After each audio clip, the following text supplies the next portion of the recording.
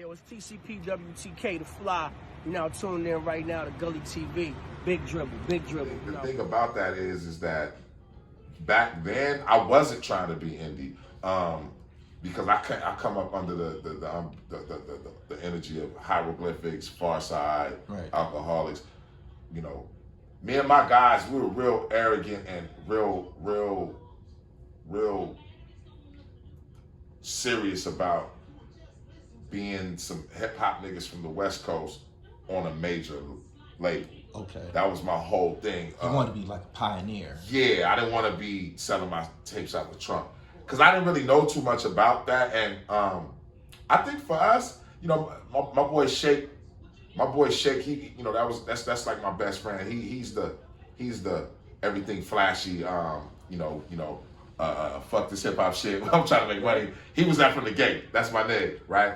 So having him around me definitely kept that perspective of, nah, we ain't gonna be no backpack bohemian, top ramen noodle eating niggas. Right. That's not what we are. You know but y'all ended up being projected that way anyway. We did.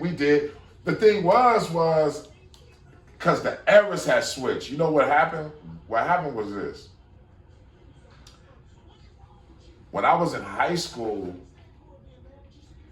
it wasn't necessarily called backpack. Okay. You know what I'm saying? It wasn't called backpack rap. You know what I'm saying? It was just like, you had, you know, I mean, there's so many different eras. You had the quirky nine. I would say the most backpack era would be the leaders of the new school era to me. Okay. I feel like a lot of shit got labeled backpack that wasn't really backpack.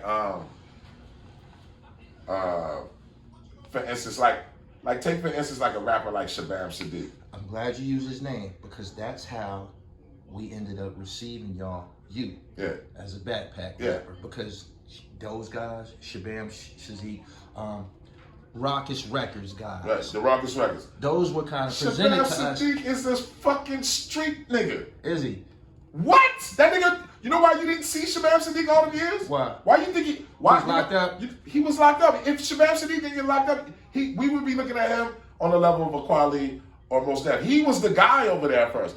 That nigga went to jail. Okay, now when you hear somebody with a name like that, right, you automatically assume that it's some cultural. Incense and yeah. He said Shabam's from Brooklyn. Yo, he got a fucking barbershop in Atlanta. Yo, that nigga's a nigga. You know what I'm saying? So, and there's nothing wrong with, I'm not trying to make it seem like it's something wrong, but for me, it was being that I come from the streets, I liked it. I kind of embraced the fact that if niggas want to think that I was some backpack nigga, I'm like, cool. That kind of get the cloud off of me of being like just some, you know, red hot burrito eating nigga that sell dope with my homies. You know what I'm saying? We wasn't ever trying to project that. We always wanted to be looked at as some hip hop niggas, but we just never wanted to be looked at as no backpack niggas. I feel like in that world, I feel like in the world of hip hop, a lot of shit got called backpack because it wasn't on a major label. Okay. You know what I'm saying? Whereas, for instance, a person like Busta Rhymes could have easily been caught up in the backpack world. Yes.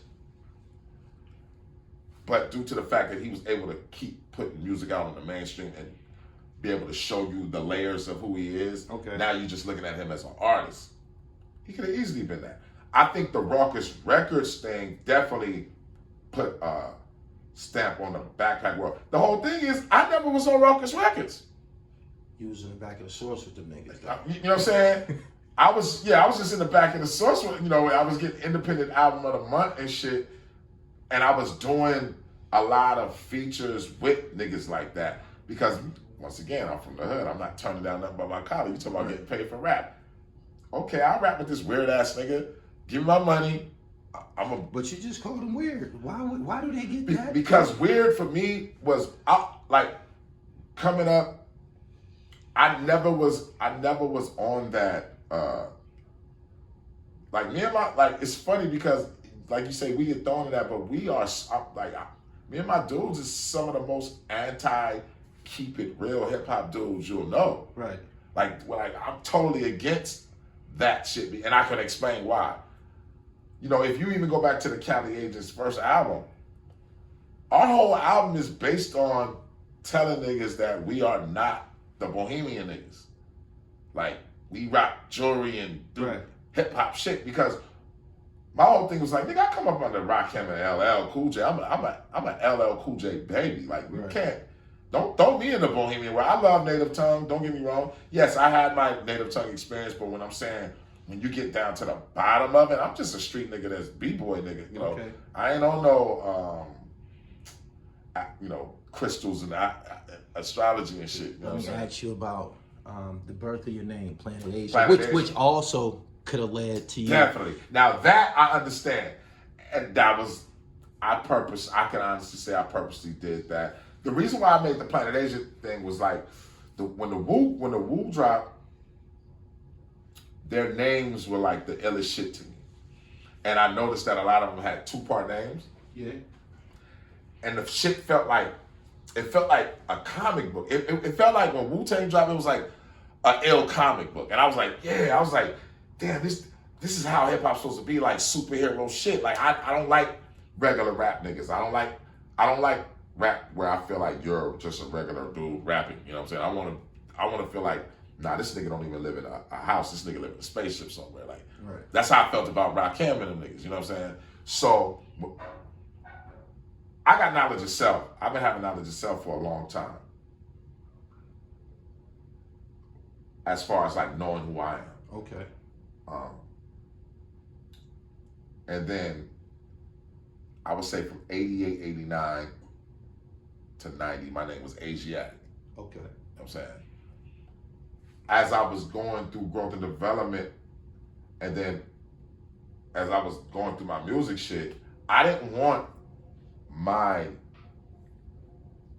name to be my righteous name as an entertainer. Okay. I wanted to make a distinction between. I wanted to be able to be this guy over here and be my regular self over here. I don't want to be that dude 24/7 out of the day. But when I become that dude, I wanted to feel like a superhero. So I'm like, how can I still have something out of my culture that'll be like a name, like, oh shit, but it won't sound so, you know, no disrespect, it won't sound like Lakim Shabazz or da-da-da. And not to say nothing wrong with those names, because that's an ill name anyway. But you know what I mean? I just didn't want to sound just predictable. Yeah. You know what I'm saying? So when you see Planet Asia, you didn't know if I was Asian. You didn't know if I was a group. Some people to this day think I'm a group. You know what I'm saying? And I knew that was just, I wanted the most interesting rap name. And to this day, I still feel like I might have the most interesting rap name in rap history. Because when I first met Meth, that's the first thing he asked me. He's like, yo, how the fuck you come up with that name, Planet Asia? That's an ill ass name. And I knew it. I was like, yeah, I got that shit. I was like, I did what I was supposed to do. You know what I'm saying? Like, if the same niggas that influenced me give you the cosign to do that, and they organically though give me the cosign, I'm like, I did something right. So the acronym originally was all started in Africa. You know what I'm saying? Okay. And so it was like, I was high one day in the projects, and I was like, damn, I need a name. And I just started going through all the lessons and this, that, and the third, and I was like, why does the devil teach our people to, this African thing? Why did the devil call our people Africans, right? Mm-hmm. And all that. Going through all that, the people of this the original people call this continent Asia. Planet Asia. Whoa! Like Superman, Captain America, you know what I'm saying? Planet Asia. Like, that sounds like some superhero shit. No doubt. I started thinking about the Big P and then I'm like, Planet Asia. I was like, I'm Planet Asia. So how was you received when you started to travel? Yo, I went through so much with that name too, especially with the gods, because my name is Powerful Jabbar Allah. That's my righteous name, right? And a lot of guys would be like, yo, that's a girl name, and I would have to clap like, yo, that's not my righteous name. That's my rapping name. G, look at that shit. Like, right. You know, you got fucking Christopher Reeves, and this nigga plays Superman. You know what I'm saying? So I'm Jabbar. I'm Jabbar Law, but I have a character named Planet Asia. Got it. Deal with it. You know what I'm saying? And that's how that went. So for like a lot of years, I had to do that explaining, but now I think they get it at this point. You know what I'm saying? Right. And that's, you know, I can see how I can get caught up as the backpacker. But my whole thing was, my thing is that you just can't really label me nothing. I can be backpack, I can do street rap, I can do love joints, I can do all that shit because I'm from the era where we learned all that shit. Like if you born in my era, you kind of like did everything. I've had a high top fade. I had dreads when it wasn't cool to have dreads. Right. You know what I'm saying? Like all the shit that we wore growing up, niggas is standing in line for now. Ain't nobody fucking standing in line for no new pinata ass NBA sneakers that they selling in the store. Niggas is standing in line for vintage New Balances and fucking Jordans. Vintage everything. Vintage everything that we made. Came up on, yeah. They call it OG shit now. Yeah, and I have no problem with that, but where's y'all new shit that I want to wear? Y'all ain't making nothing that I want to wear. Y'all not going into the office and picking out the shoe like we was. Right. So when it come to like fashion, I put it like this, G. If you part of the hip hop culture, you can kind of do whatever the fuck you want to do. You know how many niggas? Imagine how many niggas that's probably holding a camera, fixing a light, that probably will wrap circles around half the niggas we interview. That might even wrap circles around me. They around. But they know all this shit, but they chose to, I'm gonna do this, or I'm gonna produce, or I'm gonna be a stylist. You know, nigga got bars, but I was into fashion too. So, you know, because I grew up in that era, nigga done went from Melly Mel, Run DMC, all the way through fucking BBD and Big Daddy Kane and Rock, you know, all the shit. You know what I'm saying? So it's just like, you done seen all the styles. You can't show me no airbrush. You can't show me no prints. You can't show me no rayon. You can't show me no new silks. You can't show me no Japanese denim, my nigga. Like, we did all that shit. You can't, what? What are you gonna really show us? You can't show us frames. You can't show us jewelry. Y'all jewelry even looking goofy. You know what I'm saying? Like, our shit, niggas is rocking, our 10K jewelry look better than these niggas. These niggas 50 carats and all this shit.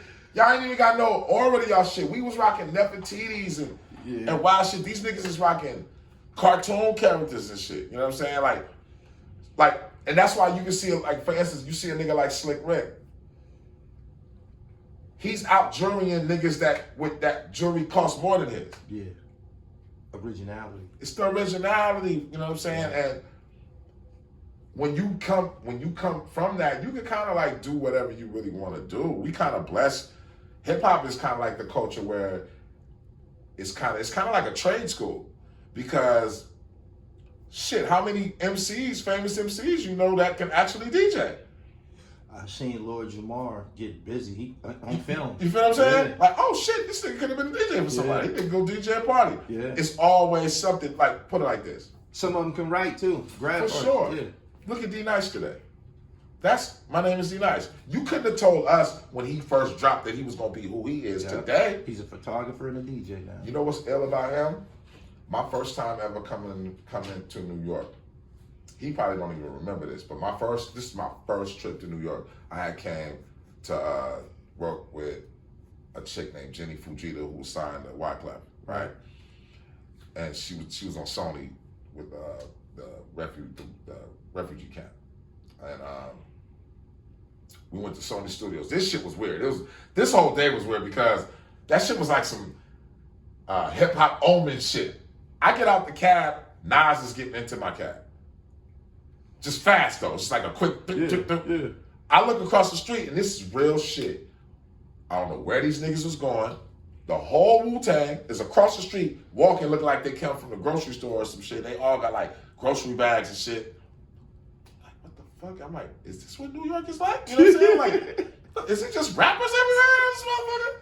So we go in the studio. I record my verse for her, and then she working on some other shit. So we in like the the little green room lounge, little lounge area.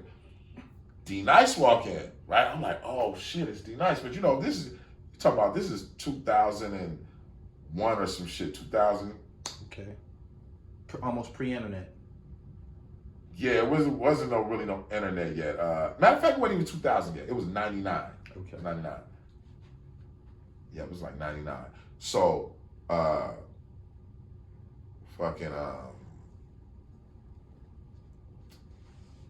it might not even been 99. That shit might have been like 98. But anyway,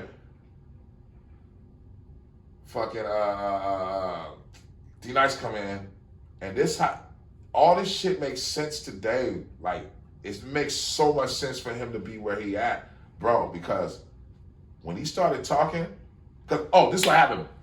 My manager, who was my DJ/DJ, had bought some CDJs. These CDJs that just came out. Okay. And for like real hip hop niggas, I was like, man, what the fuck is this bullshit? CDJs, my nigga, like really? He like, no, it makes it easy. I'm like, man, fuck all that easy shit. We gonna be looking crazy out here, man. No vinyl, but we're like, come on, bro. Even though I got used to like, oh yeah, you right, this shit's better. So, but look, D Nice like, yo, shit. CDs ain't gonna even exist in a minute. I'm looking at this nigga like, I'm thinking like he must be just bitter or something about not being popular or something, not knowing this nigga's just highly intelligent, right? Yeah. He's like, yeah, man, in a minute, they're gonna be selling music on flash drives or, you know, I think floppy disks was still in at that time, you know what I'm saying? I'm like, looking at this nigga like, you just really trying to ruin my first experience of being an artist, really like this, right? Yeah. Yo, lo and behold, man, he wasn't fucking lying. This shit went into the internet. And he's the #1 DJ in New York right now. You know what I'm saying? Like, he was but that's what I'm saying. Hip hop teaches you other shit outside of what you originally are in it for. You might have came into this shit being a breakdancer, my nigga, right? Mm-hmm. But you've been around for so long and you've been documenting all your shit. You've been taking pictures of everything. By the time you done got 35, all the shit you're the only dude that has this content. Yeah. Now you a fucking photographer, whatever the fuck. You telling my story right now. I started out as a writer. You know what I'm saying? I started out writing. Yeah, ghost writing. So as long as you know, anybody watching this, my message right now is you don't necessarily have to be a rapper, my nigga, to get paid off of hip hop. Let's keep it real for 1 second. Since you said is the rapper the low man on the totem pole when it comes to the monetization of the music? A lot of times, yeah. It depends though. It depends on your success too. I think a lot of times if you're making millions,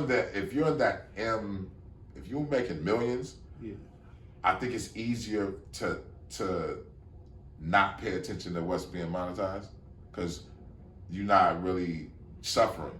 I think the independency comes from more of the artists that don't make a lot of money, that don't make the big mainstream success. So an artist like me, I'm looking at shit, but I still do deals with different labels and shit. Like I might do an album and be like, fuck it, you can have it. I need this bread, right?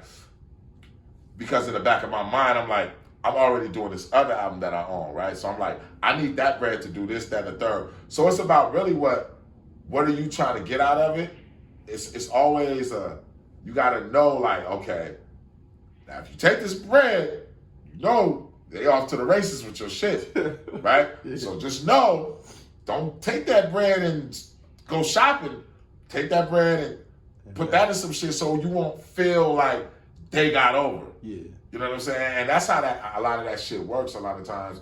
You know, in the Bay Area was so hands-on from, you know, Too Short thing. I think dudes saw that shit and was like, damn, we just get bread, I can do this shit too. And then that's when the Mac Dre's, the E40, because E40 been around since I was like, in the 7th grade or some shit. You know what I'm saying? I remember they had a tape called Westside. First time I ever seen a Dayton rim was on the cover of the Click album. They just had a Dayton and they had a joint called Westside, and I remember that shit. But it wasn't as big. Then they dropped another one on the streets. A lot of them dudes that think about the Bay, they were selling hundreds of thousands back then. So you would have dudes in high school selling 100,000 records independently. Imagine that. You know what I mean? So, and by the Bay not having really an industry like Los Angeles and New York, it kind of forced you to do that. To buy it. To like go independent, like to push your own shit. But then, see, by the time I came up, it was like this world of what you want to call backpack, I guess. But we was, you got to think, when Rascal did when he recorded his first album, Time Waits for No Man, we was kind of like fresh out of the Big Daddy Kane era. So it wasn't really like, it wasn't no Quali at Mos Def yet, because his album dropped in 97, you know what I'm saying? Rascal album dropped in 97. Yeah. No, Black Star dropped in 2000. Rascal dropped in 97. Oh, okay. To this day, Unassisted, because you might not know too much about Rascal. I know the name, but I never heard his music. Yeah, he's like, he had a single called Unassisted, and it was like, to this day, it's kind of like the most sold vinyl in hip hop history, right? Mm-hmm. Now, this is my man. He used to be a dancer for a group called Various Blends that I used to look up to. These niggas was like Jungle Brothers, De La Soul type niggas, right? Ill though, they stage show used to be, I just knew these niggas was getting deal. Like it was around that era, like niggas like that, groups like that was definitely getting deals. Cause they shit was just like, they were like professional to me. Like they was the first dudes I knew that really had like real beats, real songs, the shit just sounded like real. And then, they went to Fresno State and one of them was the DJ on college radio. So they would be playing their music. I would hear like Saphir. This before Saphir was the Saphir that everybody know. Because they was all one crew called Children of One Destiny. I've been knowing them since I was like, I might have been like coming out of elementary into the 7th grade. That's when Frank was already at Fresno State. When I get to the 8th grade, Rascal goes to Fresno State, right? So you got to think all these dudes is 6, 7 years older than me. Right. But these my dudes that I come up with in the game. Like I've been outside, and this is not really normal. It's only, bro, I'm gonna keep it real. It's only really 5 rappers I would say that actually grew up like this. It would have to be Prodigy and Havoc, Chi Ali, Tragedy, and me. Oh, you mean literally growing up in the game? Yeah, and Shaheem. Yeah, I've watched all of them guys. Like as far as like niggas that been literally in club, nigga, I was in clubs drinking at 11 and 10. Like by 12, definitely. 13, my boy Shake said, he always tell me, he's like, yo, I thought you was crazy. Nigga thought I was crazy because like I was always drinking 40s and shit, but I was like in elementary school, I was the only nigga drinking. So like my niggas be looking at me like, what the fuck? Every weekend, I don't even drink beer, you know what I'm saying, no more. I stopped drinking beer in high school. Facts, I don't drink beer. Right. Because I drunk so much beer as in elementary, you know what I'm saying, that from elementary through high school, the cheap liquor, but a lot of beer. Yeah. That was like my first thing. So I don't really drink beer. But like I came up seeing this shit. Before I was even active in the game as a rapper, I was just always there. Like the first shows that would ever come in my city, whatever, you know what I'm saying? Like I seen NWA live. So like a lot of that shit that people, the nostalgic shit that people talk about, you hear dudes talk about it, but they didn't get to see it. Right. Like, I seen this shit. So it was like, I seen Redman on his first album with not too many people in the audience. You know what I'm saying? I seen Leaders of the New School with De La Soul and Cam D. Seen DOC with The Voice. I seen The Real Humpty Hump live. I seen LL walk out the radio. I seen LL walk out the radio. I seen Houdini and them niggas damn near getting butt naked for bitches on stage. Ecstasy. The nigga's wild. Like, he was different. 80s ecstasy? Yeah. I used to have to go like this. The niggas with sex symbols. Bro, I used to have to look the other way, bro. Yeah. Yo, word is bond, I never told this story, yo. I ain't never said this. This nigga pulled his dick out on stage, G. Wow. He just passed away last year. Rest in peace to him. I'm not surprised. I remember them. That might have been the wildest shit I seen in hip hop, G. And I was a kid when that shit happened. I was like, oh fuck no, y'all. Niggas was different back then. Yeah. You know what I'm saying? So, yeah, that shit was wild.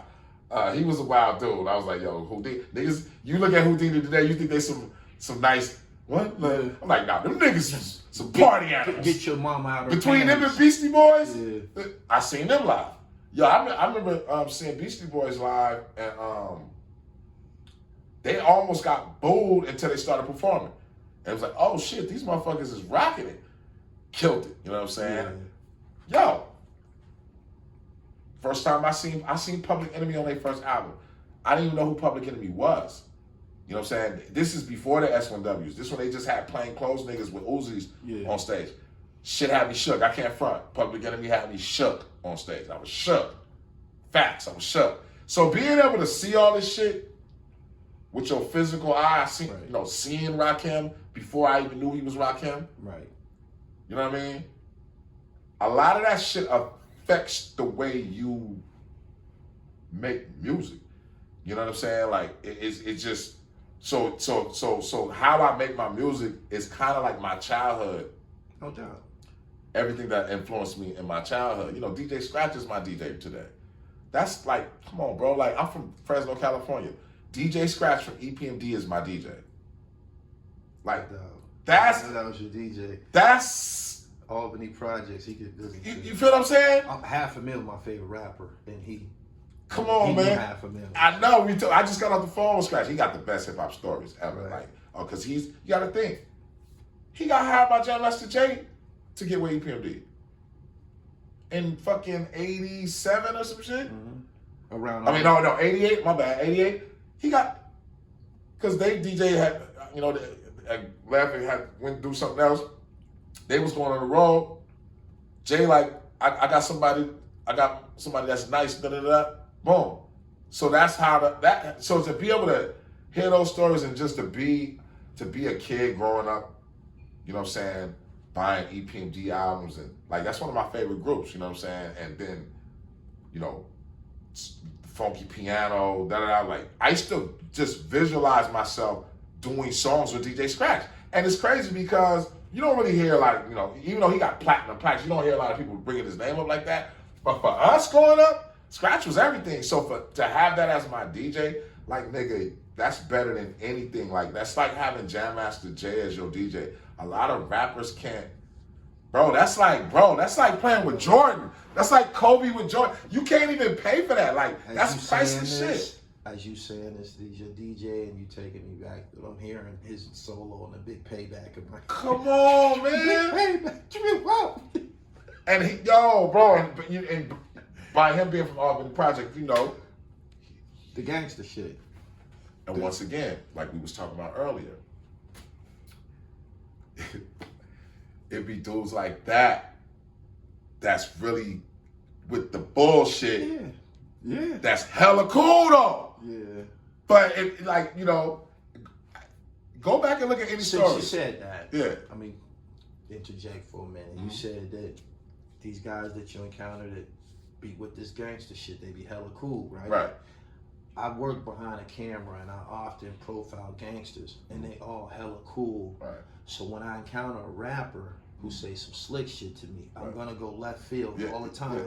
Because I just was sitting with a nigga who got 10 bodies on record. And he was the nicest motherfucker in the world. He was the nicest motherfucker in the world. And you in here with this dumb shit. So I just gave you explanation about a lot of my conflicts. It'd be more so me looking through a nigga who's transparent. You trying to act like a gangster. Right. And this nigga Sean Branch, who I had to sit along with in the dark, killed 12 people. Right. You dig what I'm saying? So I just wanted to. I'm not surprised that DJ Scratch is of high quality. He's from that cloth. You know what I'm saying? But he loves. You know what I'm saying? Like you can't even.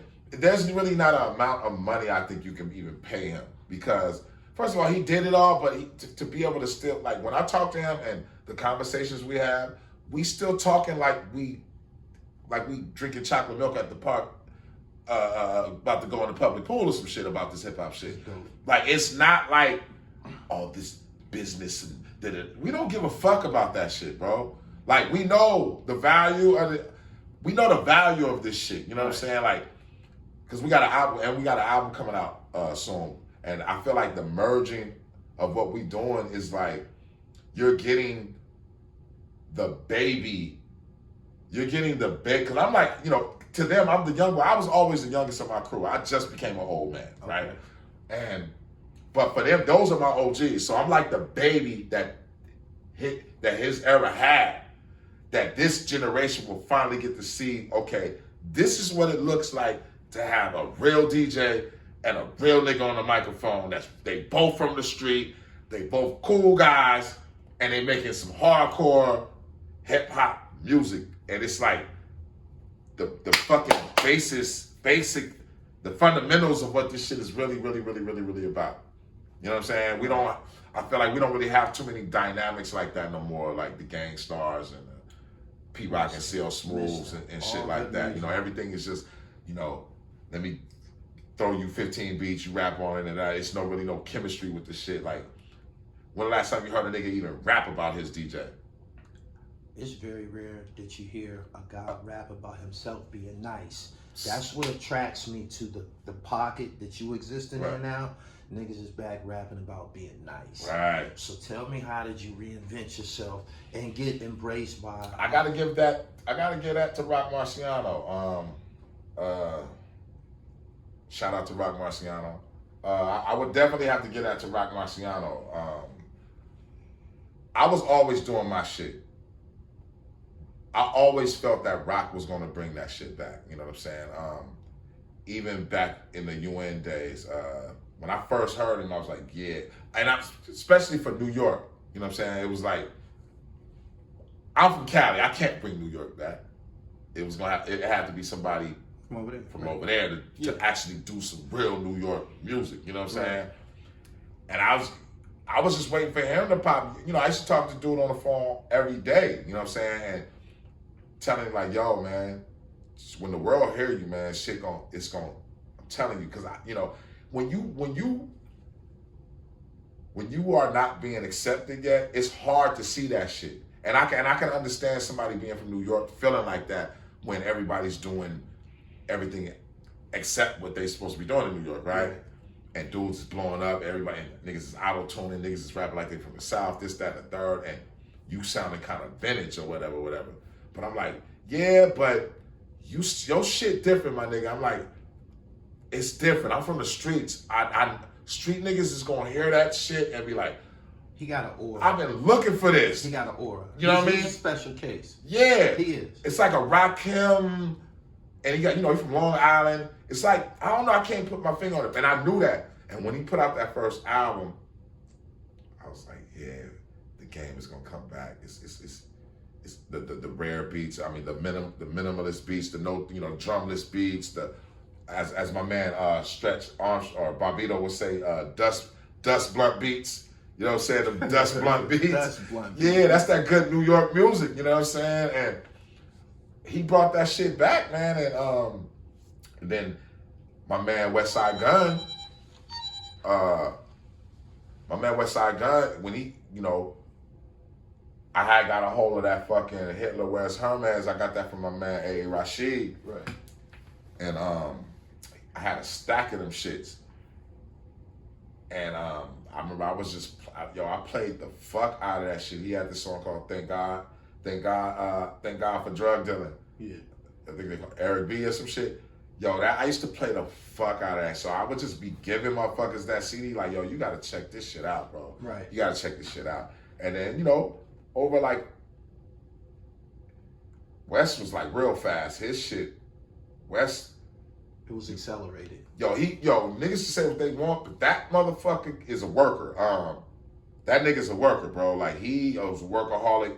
You know, when I first met him, when I first hit him on Twitter, that nigga flew to Cali probably like a few days after that. Came, recorded, boom. I seen him in Atlanta. He was doing shit out there. I was supposed to go record. I didn't get to record him that time. He was recording, I see he was putting these tapes together, and he kept putting these tapes together. He started getting on the blogs, And he was already telling me about, he's like, yo, if you like me, wait till you hear my cousin, Benny and my man Conway. Yeah. I'm like, oh shit. But you know, when people tell you that, you're like, you just trying to put your man on it. You know, you don't really be trying to hear when he let me check it out. I was like, oh yeah, nah, these niggas is nice. And then I was like, yes, we need more of that. Cause you see, with me, my whole thing is this, man. I'm about my species surviving. At one point in time, yes, I would have treated all those dudes like competition. Mm-hmm. But it's not enough of us for me to be like that. So my whole thing was like, I don't want this go around to be like the last time where shit died down, where niggas just started being so crabs in a barrel, where the whole thing gets turned off and we give the music back to because really it's Cali in New York, you know what I'm saying? And I like trap music too, don't get it wrong, but I'm just saying, Cali in New York, gee, we speak direct, you know what I'm saying? So I needed my species to survive, man. I needed street hop to be back. Because I was tired of, like you said earlier, I was tired of niggas throwing me in the fucking bohemian society. I was outnumbered by niggas rapping about keeping it real in hip hop. Yeah. I ain't trying to, we talking about this street shit. We just eloquent street rap and poets, you know what I'm saying? So once that shit came back, it just brought it back. And then my man Huss Kingpin, he was living out here. I met Huss through, when I was in Germany, I was fucking at my people's record store, and I was like, yo, what the fuck is this? And they had Rock Marciano. He hosted this tape called Cognac Tapes. I had never heard of Huss at that time. I was like, yo, who the fuck is this? I was like, yo, this shit sound like some like Prodigy mixed with Rock Mars or some shit. I don't know. It's like some Long Island shit for real. I thought it was Rock Little Brother or some shit. I didn't know. Boom, I had him on Twitter. Thank God for social media. Yo, if it wasn't really for Twitter or none of this shit would exist without Twitter. Because I wouldn't have been able to connect these dudes and connect with none of these dudes.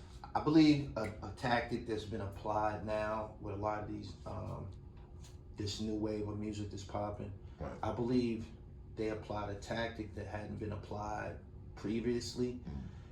This new generation, they don't have no problem doing a song with a nigga from 20 years ago. Exactly. You know what I'm saying? Like, exactly. I didn't see them go through them. Like, I won't say so much resurrect niggas, just put together a song and it's like, damn, that's dope. And y'all picking up momentum doing this shit. Right. I never recall our generation. Our generation is some suckers. Going to pick up no young nigga and say, I'm going to put you on a song and shit. When it come to that, it, you know, beyond even just the song shit, man, it just be like, a lot of dudes from my era is just some weirdos, man. That's just what it is, man. I've been around a lot of these dudes.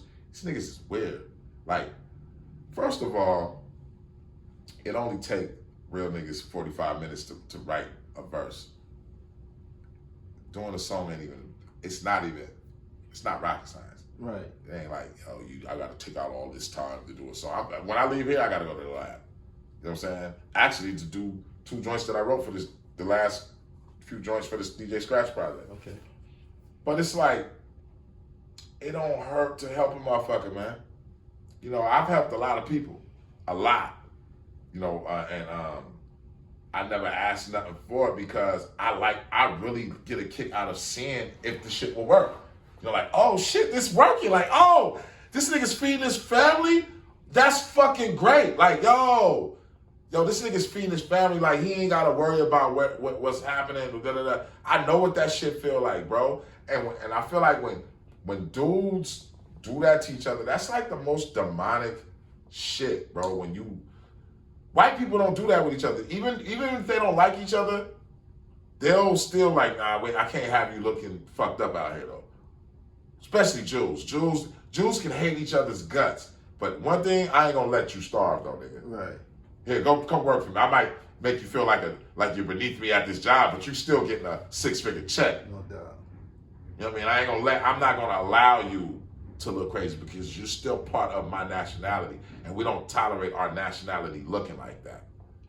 Until we pick up that type of mentality, whereas even if I don't like you, my nigga, I still don't want to see you fucked up in the game, though, Like, I want you to have a position somewhere. Right. Because one of my kids or grandkids might have to work.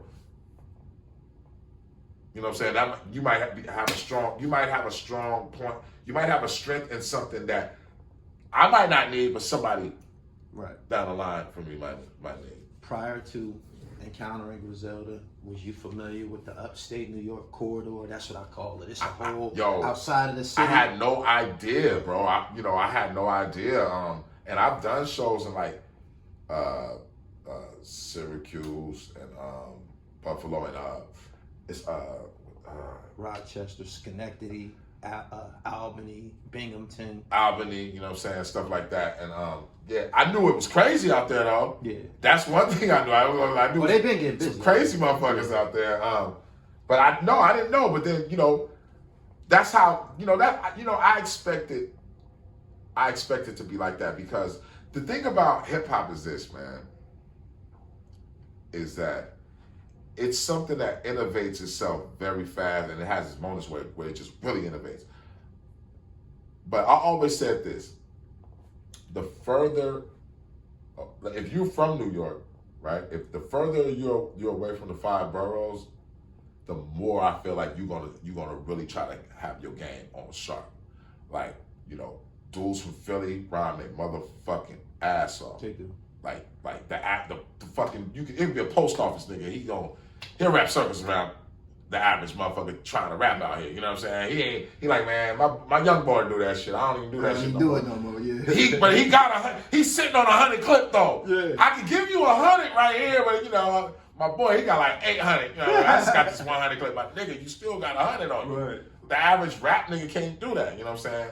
So when you see niggas like Benny the Butcher, Conway, these niggas go up to the radio station and be able to, rap all day and still have songs on the, like that's like when you've had time to really like craft your shit, because you have an imagination. It's like your imagination is running wild. That's why our hip hop over here was hella innovative. Like when the freestyle fellowships and the hieroglyphics, it had to be that extreme, because especially in the 90s, everything was about scale. So niggas had to take it to a whole nother level. So that's why when Hyro dropped, niggas was like, a lot of niggas bit that style, because them niggas really carved out a style, that this is the five niggas, that style. Yeah. A lot of niggas was trying to do that in 93, 90. Like, it was a bunch of Hyro sound, even down to Outkast. That first Players Ball, that was basically a Hyro rendition, but they said, what I'm saying? But I loved it. But the thing is, the further away you get from the boroughs, a lot of times, if you're on some hip hop shit, you really trying to prove yourself lyrically, you know what I'm saying? So even where you have like a J Electronica, you know what I'm saying? Look at Queens. You know how they used to try to treat Queens in New York, and look what happened after the KRS-One shit.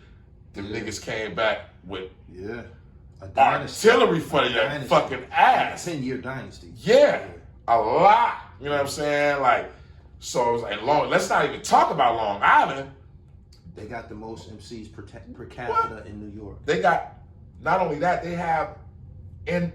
Long Island might have some of the most innovative rappers that came to hip hop outside of Queens. Think about it, Public Enemy. I made a list. Long Island is in a class by themselves. Yeah, man. I did. Every rapper damn near changed the game or had like a weird way of innovating. Biz Markie, bro, that's like Bill Cosby for me. Public Enemy, Granddaddy IU. Come on, man.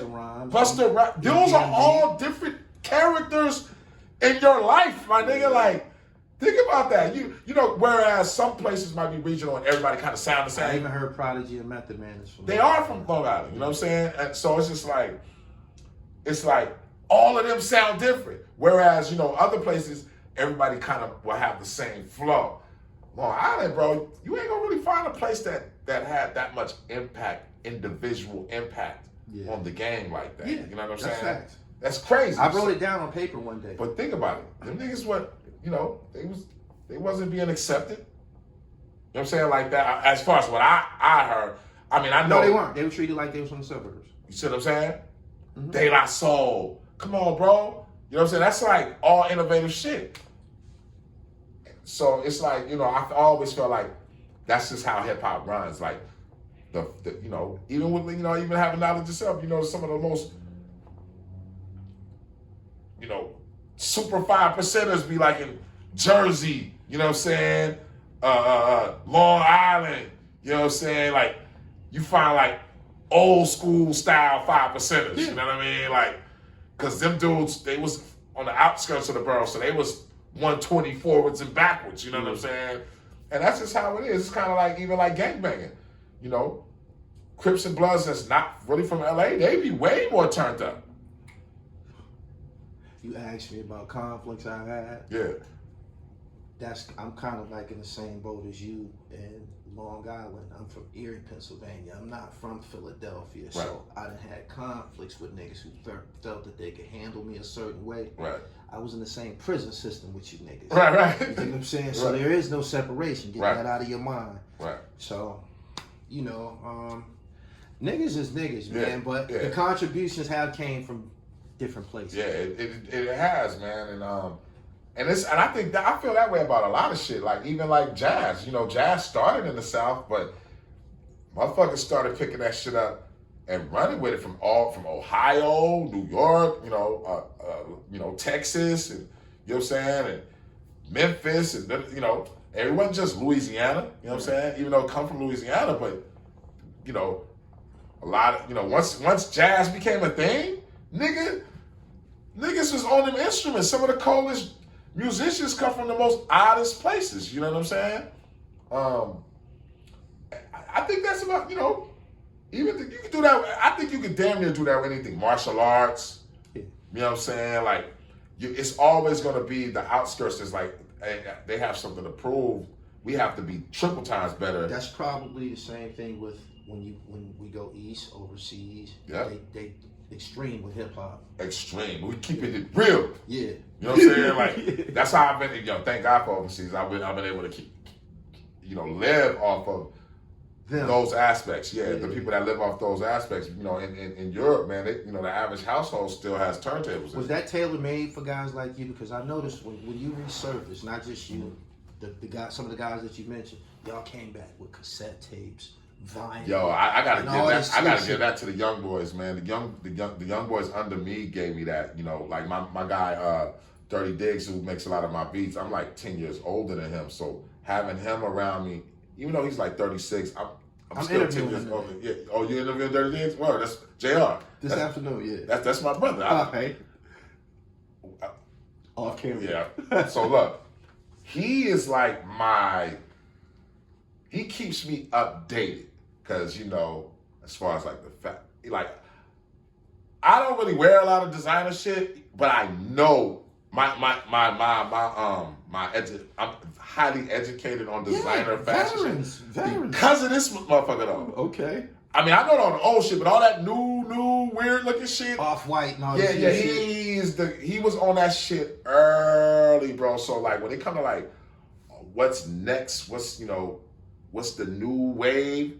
JR's there already. He's already in 2030 right now. You know what I'm saying? Because that's just that young boy. I'm on the computer all day. I'm looking up this style of Jordan and this T-shirt is made out of earth sustainable cotton, and you know what I mean, like all that type of shit. He keeps me updated with that shit. So it was them that got me with the tapes and the whole merchandise and shit. I seen that resurgence, but it's just another tree off my branch. I was gonna say back in the earlier conversation about Rasco is I remember, bro, when I was still living in Fresno, and he would call me every other week and be like, "Yeah, I just did a show with EPMD. I just did a show with Big Daddy Kane," and I would be like, "How the fuck are you doing these?" And I'm like, "He not signed. You not signed though. How are you doing these shows? You got paid?" Like, yeah. I'm like, I know I hear this nigga's song on college radio.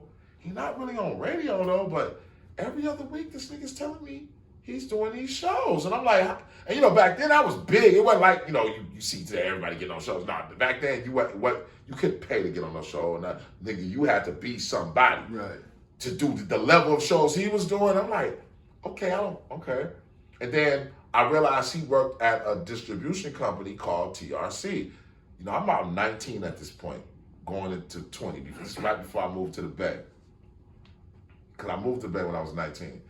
And so I'm like, how the fuck? So I'm noticing he working at TRC. So now I'm seeing that it's a subsidiary culture going on where you got all these underground dudes pressing up their own vinyls. A lot of people didn't notice at that time. See, the trick back then to get a deal was you press up your vinyl because it made your shit more professional than just a nigga with a demo tape. If you come to a label like, yo, shit, my shit they already playing my shit's on record. They looking at you different now. Yeah. You know what I'm saying? So we had vinyl and shit, and you know, Fat Beats wouldn't even take my record when it first came out because the cover was too, I guess, abstract looking. Okay. I was young and shit, and but they had to take it because so many people started requesting this Planet Asia EP, and it was like, yo, so they took it. And this was the shit when we was pressing our own records. But back then, I was making like 5 bands a month off that shit. And I'm talking about, this is not no selling hand-to-hand shit. I never was really selling my records hand-to-hand. That wasn't my thing. My shit was dropping my shit off at the store. No doubt. You know, back then, especially in New York, oh my gosh. Y'all shit was like a gold mine, because y'all had so many stores. Yeah. You know what I'm saying? At one point in time, you could just go from store to store dropping off fucking CDs and shit, the same thing on the DVD circuit. What? Yeah. Mixtape, DVDs, all that shit, man. I know that, you know Jay Ronan from Brooklyn? I've met him before, yeah. Jay Ronan, yo, that motherfucker made a lot of money off of mixtapes, bro. Yeah. Trust me. Because I used to be with him going to each store with the mixtapes. But that happened, and then, remember Land Speed? Yeah. Okay, so I come out with my first EP. As I come out with my first EP, okay, that's 98. We touring through 99. 2000 come. Oh, I jumped on on Rascal's first album. That came out in 98, 97, 98. Time Waits for No Man. We shot a video. That shit got on TV Raps. So now we in this weird indie way. Then he gets signed to Universal in London, and he's indie over here, and he signed to Universal in the UK. So now I go on my first tour. I'm his hype man this whole time. Mm-hmm. First tour with Jungle Brothers, UK, bump, 42 cities, da. Now I'm like, oh shit, oh, this is different. Like, yo, okay, I'm not signed, but I'm doing major shit. I'm like, I'm on MTV. I'm like, okay, this indie shit is different. This ain't just no selling out the trunk shit. I'm like, it's kind of like weird. I feel like I'm on a major damn near. And then I get a deal with we do the Cali Agent thing because the Blackout album with Red Meth came out. I was like, yo, that was a dope idea. We should do that. Right. Because everybody loved us anyway. I'm like, fuck it, let's do an album. It's just me as a youngin. I created Cali Agents. Boom. We get a deal with New Groove. New Groove is basically the dude that owned TRC that he worked at owned New Groove, which was a subsidiary label that put out AC Alone, Zion I, and a few other artists. So he want us back because we hot in the city. We do it. All our shit is selling out, shows selling out. He give us 40 bands, right? So I'm 20 years old, got to get my little 27 bands, right? I immediately go to New York. So it was 90. It was 90. It was like 99. That wasn't my first time going to New York, but I went to New York because my girl lived in Harlem at that time. I'm out. Boom. Summertime. Summertime. Come back to Cali. We record the album in 2 weeks. Shit, 75,000. That shit sold 75,000 independently. Nigga, Ed Lover, Russell Simmons holding our record up because they used to have some little Def Jam thing that used to come on TV, regular TV on Saturdays and shit. I remember that shit. They holding the record up. Cali, so boom. I go. So we torn. I go do this. My man Jay. This is when I start meeting Kweli. I think I met Kweli around this time. So I started. hanging around D&D Studios. This one me Quali, Black Thought, I bought my two-way from D&D Studios. I remember that. Remember two ways? Yeah. I bought my shit from D&D Studios. Okay. You know what I'm saying? And my man JF, I got an EP coming out with him later on this year on some nostalgic shit because he was the one that he was the executive producer for my Land Speed project. But then I get a deal with them. They give me another 20 bands, right? As I do that, I'm signing with Interscope too. So I made sure I got that money before I signed with Interscope. Yeah. So as I'm negotiating with Interscope, I'm like, y'all just want to let y'all know I got an EP coming out though. You know what I'm saying? Boom, boom. So then I signed again with Interscope for like the $375, you know what I'm saying? And an extra $75 under the table, right? So all this shit is happening. And I'm like, yep. At this time, it's like I'm indie and major at the same time. I'm on Interscope. I got a record out on Land Speed.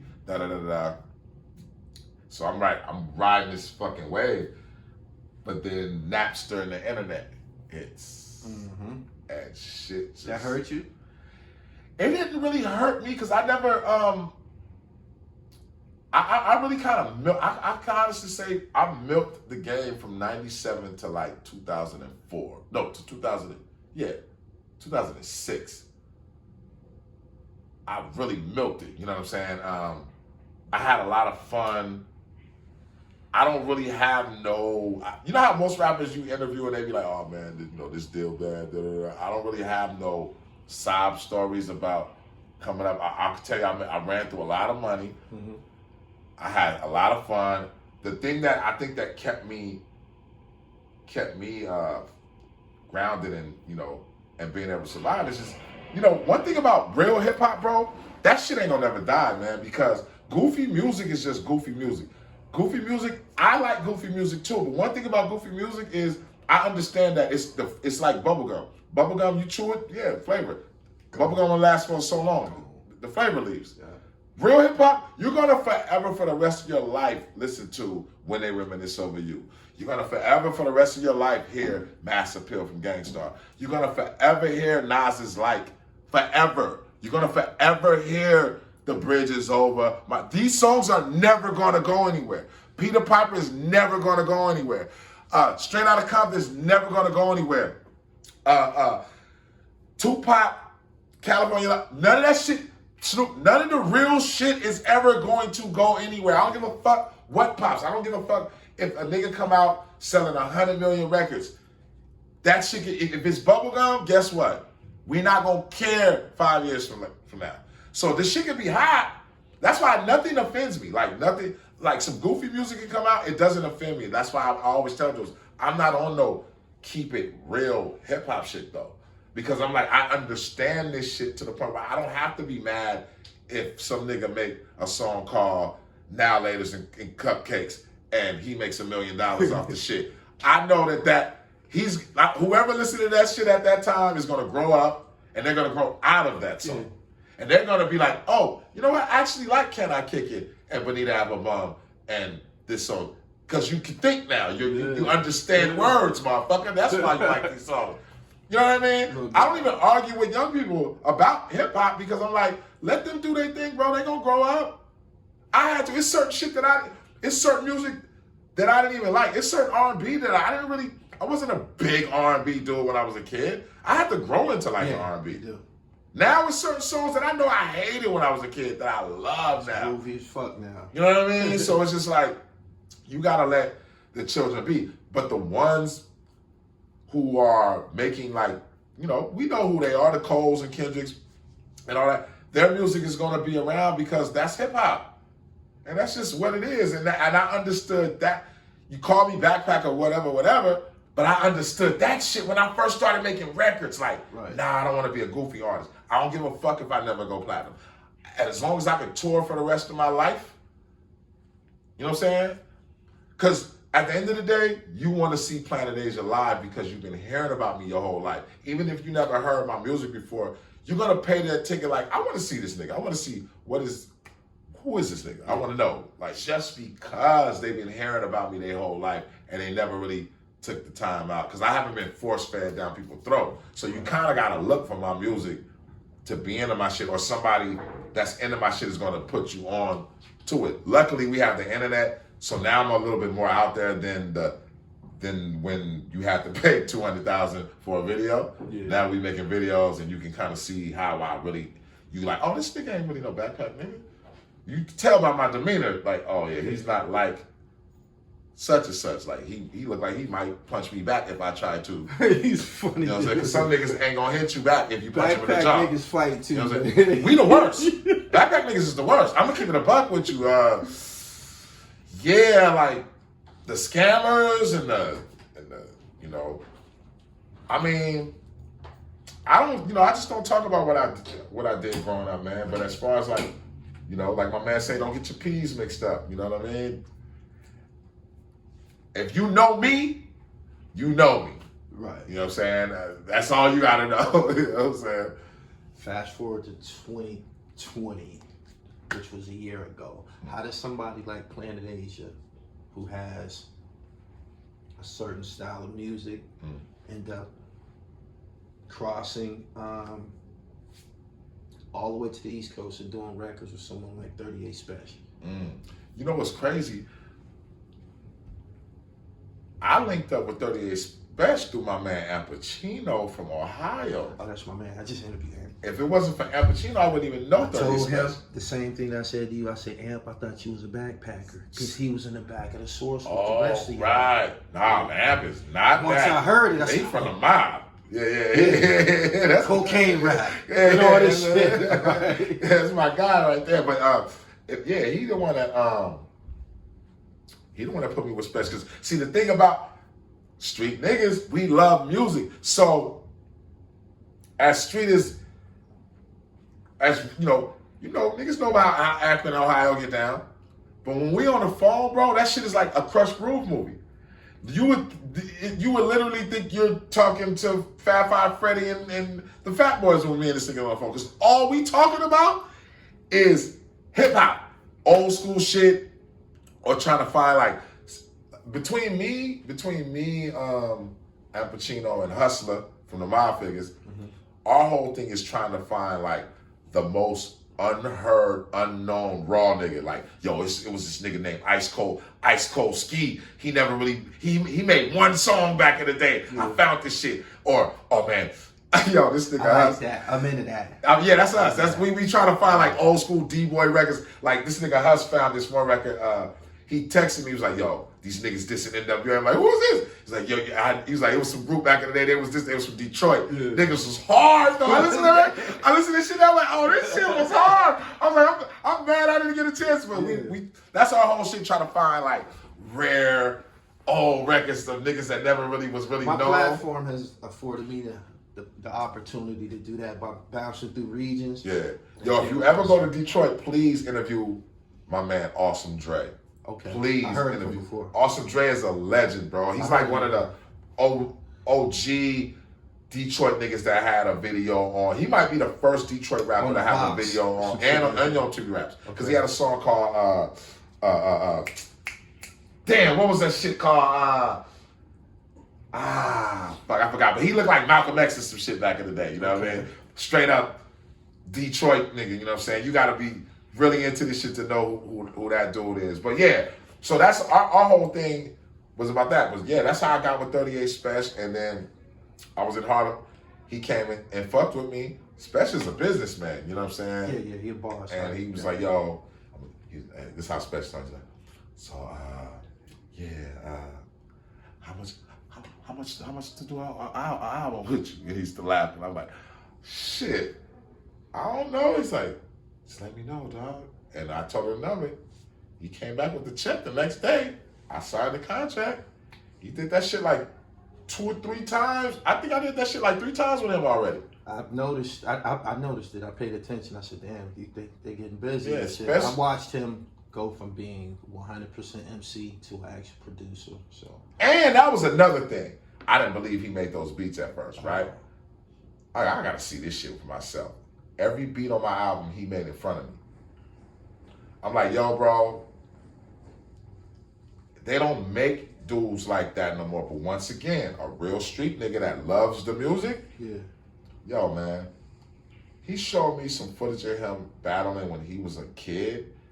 Yo, he had to be like little Bow Wow or something, murdering this grown man on. I'm like, oh, you was born in this shit to be a street nigga like that, to be able to make beats, rhyme on that level, and get money. I'm like, yo, man, they don't even make them like you no more. The only other dude I know that's like that is Showbiz.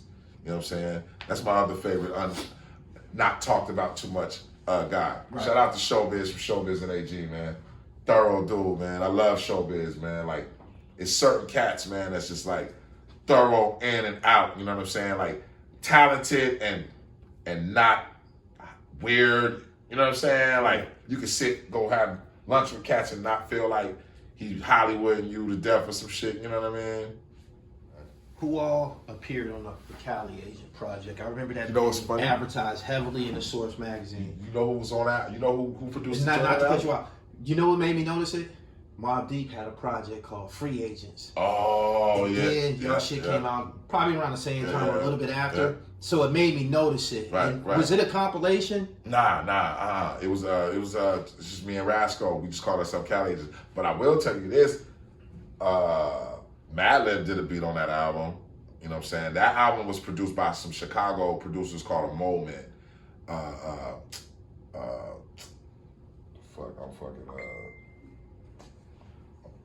The Moment. That's all I can say right now. I can't think of the names right now. My bad, man. I'm getting senile and shit. Right. But the Moment produced a lot on that album, and Madlib did a joint. And yeah, man. For that time when that shit dropped, bro, that might have been the biggest underground record at that time, man. Like, we was doing shows everywhere, killing the shit, killing shows. Niggas didn't really want, like, it would be so bad, bro. Like, dudes would be headlining. By the mid-tour, dudes didn't want to headline no more. Like, yo, man, we don't, because we just. Because y'all was applying that type of pressure? Yes. Some of your favorite groups, like, niggas, managers in the back arguing because I'm like, yo, if we gonna do that, y'all gotta pay us headline money. Like, fuck that. Nah, y'all stay headliners. You know what I'm saying? We ain't. So how do y'all handle that as y'all getting off into the tour? Like, what do these man? Y'all gotta go out there. Y'all gotta step y'all shit up, like, because bro, me and this nigga together, or between me and Rasco, or when I do Do-Rag Dynasty General Monk shit with Tri-State. You don't really want to perform with us, bro, because it's like basketball, man. And then with me and Tri-State are the worst. You don't really want to perform with us. I promise you. Right. I promise you. I don't give a fuck who you are. Matter of fact, you can have songs that everybody know. You can have the anthem, nigga. Everybody know. But what we're going to do live in Dynamic, the only other niggas that can hold it with me and Tri-State, is Red and Meth. We didn't know that's it. We didn't know that y'all could get busy, man. Yeah, yo, when we start doing this back and forth shit, word for word, that shit's like Run DMC level, G. And I know it when I'm with Tri-State, I know it's like having that weapon on a video game where it's damn near like a cheat code. Like, it's nothing you can do with it. We geared up. First of all, we gonna be geared up on stage. We animated. The rhymes is esoteric and ghetto, and we're juggling. They don't know what esoteric mean on my platform.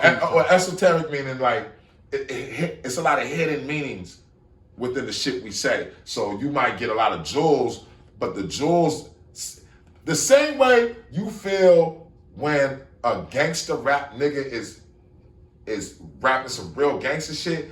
It feels like that, but it's like we're not saying it. It's kind of like how Rakim used to make you feel. Like, nigga never cussed or nothing. You know what I'm saying? But it felt like he said he'll blow your fucking head off for some reason.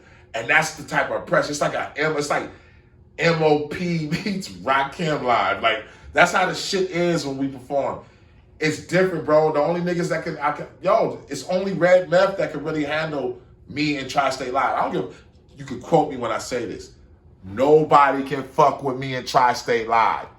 Nobody. Where is he Don't from? put no fucking Where is DJ he with us. He's from LA. He actually live in Hawaii now, but he's from LA. You know what I'm saying? I want this platform to be for guys like that. Yeah. For Locksmith, for these guys that you never heard of, for Jay Stalin. I want to be, even though I'm from the East Coast. Jay Stalin in my city right now. He got a store in my city. Well, balanced knowledge of this hip hop shit. So now, Jay Stalin, that's mob music. See, the thing, and that's another thing. I put this on your platform. I'm part of the mob music too. So, rest in peace, Jacka. If it wasn't, you know, if Jacka was here still, oh man, niggas would really understand where I'm, because he kind of like opened that door for me to inject the way I rhyme into their world. Because I always wanted to show that diversity. Like, I love mob music. Mob music is like my favorite shit. That's why me and Al Pacino connect, because even though he's a mob artist, he's a hip hop nigga. You know what I'm saying? Like, I fuck with Yuck Mouth heavy. You know what I'm saying? I say this all the time. Yuck Mouth is like the Cool G rap of the West Coast to me. That's my man. I was talking to him last night. Yeah, he's like the Cool G rap of the West to me. You know what I'm saying? Like, niggas, put Yuck in that nigga can rap, man. Put that nigga on the song with somebody. They gonna have to step their shit up. Yuck can go. I told Facts. that. He can rap his ass off, bro. And it's just like, you know, and that style of music. And so in that world, you know, be expecting to hear some music from me in that world too. Like, our whole albums where I'm rapping over that frequency style of beat, where it's not just loops and samples, where you're getting like mechanic type sounding beats. You know what I'm saying? When I rhyme over those beats, it's just as ill. You know, I feel like if you was to compare me to the closest thing I would have to say, I'm not a backpack rapper. The thing is as far as Cali go, you would have to put me in my big bro category, like an AZ. Okay. You know what I'm saying? I'm more like I was raised by cats like AZ. The niggas that raised me remind me of AZ. That's why I was always attracted to that type of music, because the niggas that raised me that don't rap, they don't rap at all. Just grown ass man that was street niggas that had jobs to kind of like sustain. Yeah, but to kind of like smoke screen what they really did. Okay. You know what I'm saying? Like, good haircut cats. I had a few fly FOI dudes, you know, raised me and shit. So it's just like, and then, you know, just rest in peace, my man Tone Perry, Dave Harvey, like real public park coach, father figures of the community type dudes, you know what I'm saying? So that type of rap, that's what I kind of project, you know what I'm saying? So it was like, you know, for me, I try to show all that across the board. The reason why I say AZ, because I feel like AZ can rap all kind of ways. He can do like jiggy shit and do hardcore hip hop, smooth player shit. You know what I'm saying? That's kind of like my vibe. You know what I mean? Like, I grew up on some player shit. I gotta check you out, man. You know what I mean? You can put yourself in the AZ. Yeah, I got all those different. That fly pretty boy music. Fly, yeah. Me and A's on my last album. He's on the Golden Boot album. We got a song called Fast Not Slow. And you can hear like me and this nigga going. It's like, oh yeah, it's the same trait. You know what I'm saying? I gotta hear that record. Yeah, that shit. Oh yeah, that shit. $500,000, my favorite rapper. So. Yeah, $500,000, man. That was man. My favorite rapper. I was just watching that documentary the other day.